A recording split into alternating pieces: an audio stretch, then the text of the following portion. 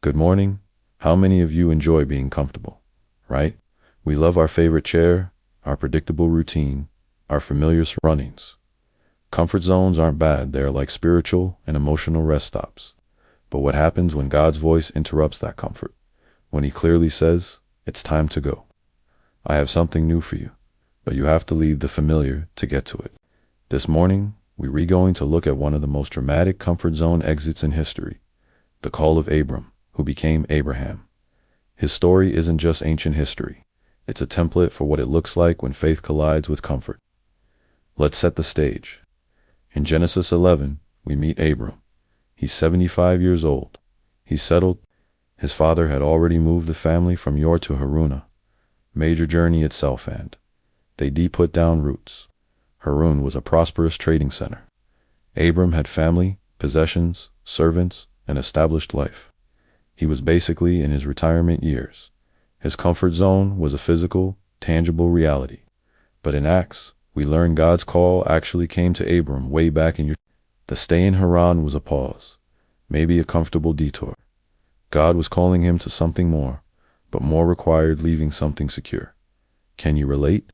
Maybe you felt that nudge, a sense that there's more, but that more requires you to leave.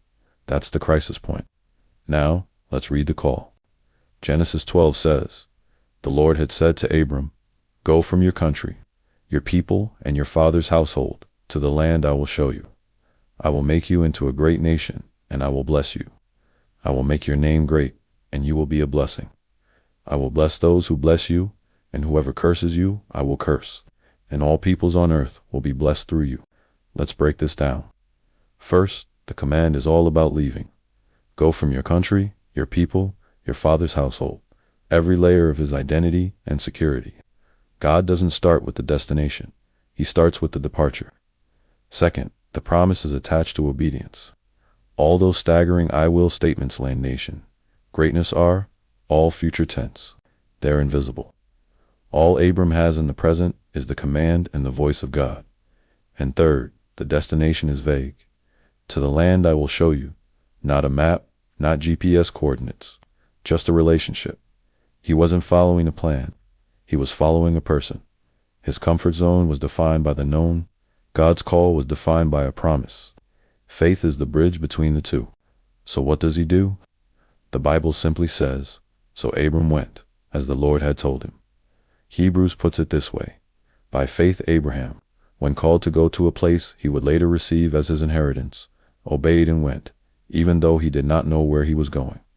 But let's be honest, was it a clean break? Genesis 12 shows he took his wife, his nephew Lot, all his possessions, and the people they had acquired in Haran. It seems he took a bit of his comfort zone with him, and this would cause problems later. Here, that's the grace for us. Obedience doesn't have to be perfect to be genuine. Sometimes we step out in faith, but we drag a little bit of our Haran with us, our old habits, our backup plans. God honors the first step. The journey of faith is a process where he patiently untangles us from the comfort we clung to. Abraham wasn't perfectly faithful. He had moments of fear, took detours, tried shortcuts, but he kept going. He kept building altars, moments of worship and remembrance along the way. Your journey out of your comfort zone will be marked by both altars of worship and episodes of failure. The key is to keep going. So, what does this mean for us today? God might not call you to migrate across a desert, but he calls all of us to walk by faith, not by sight. First, the call often comes when you're comfortable. Life is manageable, and then you hear that quiet voice. Start that ministry. Forgive that person. Change that career. Share your faith. It's a call to deeper trust.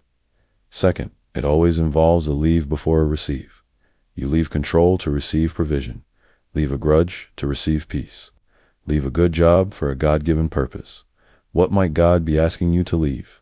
And finally, remember the promise is greater than the perimeter. Your comfort zone has a boundary of what you can control. God's promise exists beyond that boundary. Abraham's blessing was a nation. His comfort zone was a household. God's vision for your life is always bigger than your own. Maybe your land I will show you is a new season of life, a challenging conversation, a step of service that terrifies you. The destination might be unclear, but the director is trustworthy.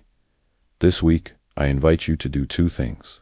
First, identify your Haran. What is that comfortable, secure thing God might be asking you to step away from? It could be an attitude, a habit, or a fear. Second, take the first step. Obedience begins with one yes. It might be a prayer of surrender. Lord, I'm willing to be made willing. It might be sending that email, having that talk, or signing up for that team. Abraham's journey of faith began with a single step out of Haran. That step altered history. Your journey of obedience, out of your comfort zone and into God's calling, will alter your story and the stories of those around you. Thank you for watching. Don't forget to like and subscribe for more content to help you on your faith journey.